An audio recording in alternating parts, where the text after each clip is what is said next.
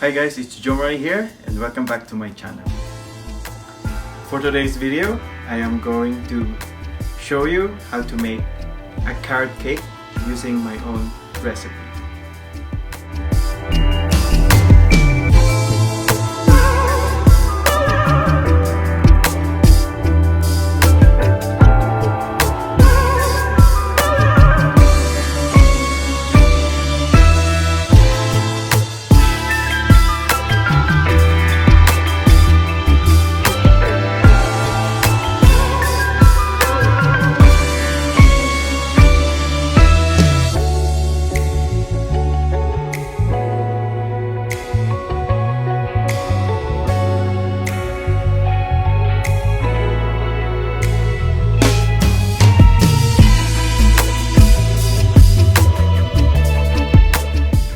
So I have here all my ingredients ready. For our carrots, we need 6 cups of grated carrots.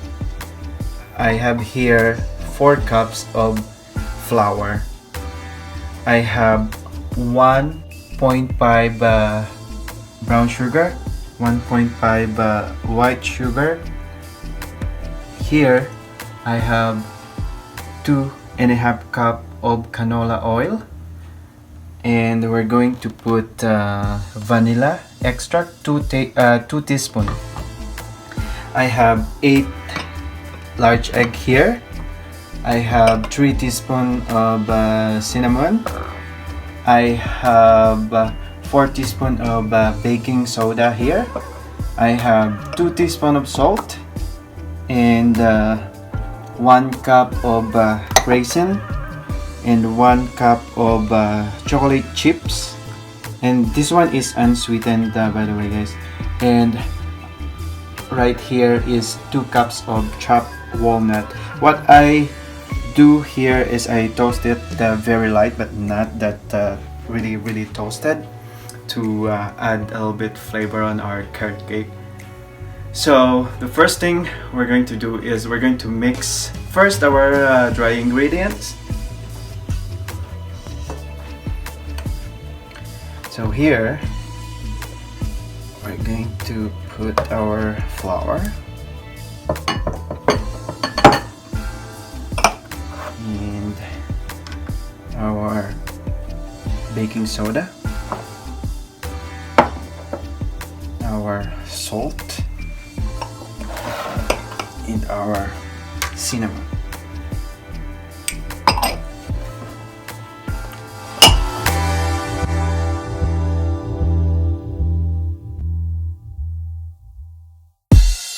Sugar.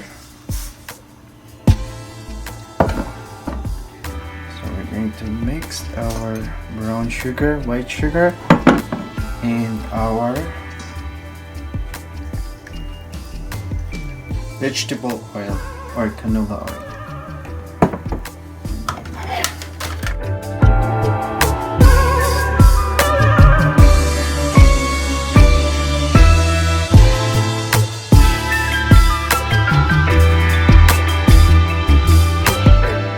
Ngayon naman, ilalagay na natin yung ating 8 eggs.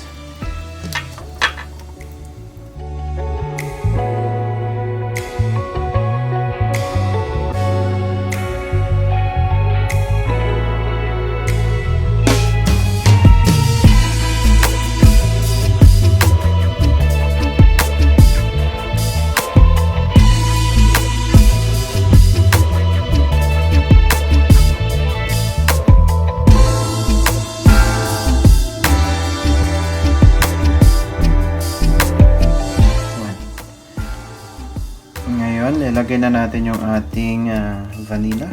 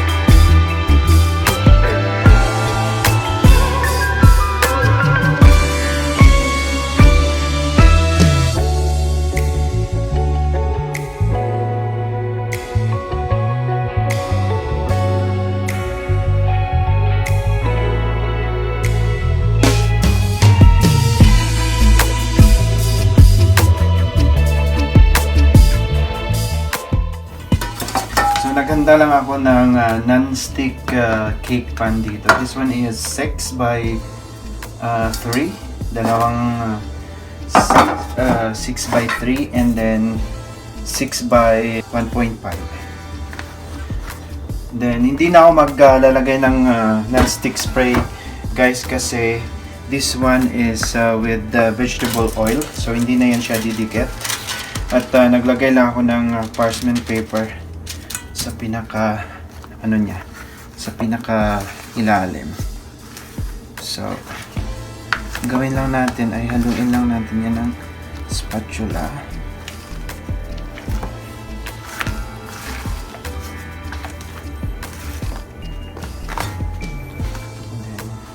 Lang natin.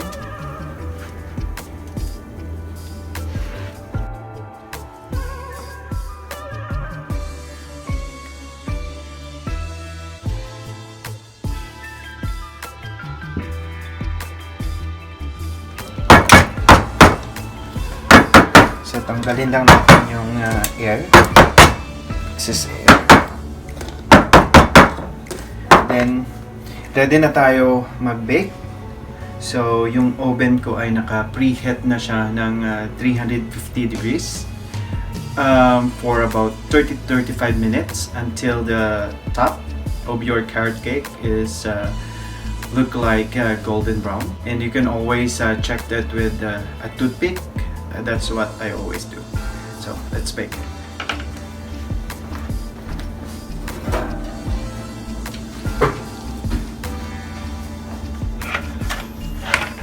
So yun na guys ang ating napakasarap na carrot cake. So i-check lang natin yan. So I normally do check that with a toothpick. Yan. So kung malinis na siya, that's good to go. Okay. And then yeah, that's good to go. So palalamigin lang natin siya bago natin siya tanggalin sa ating cake pan.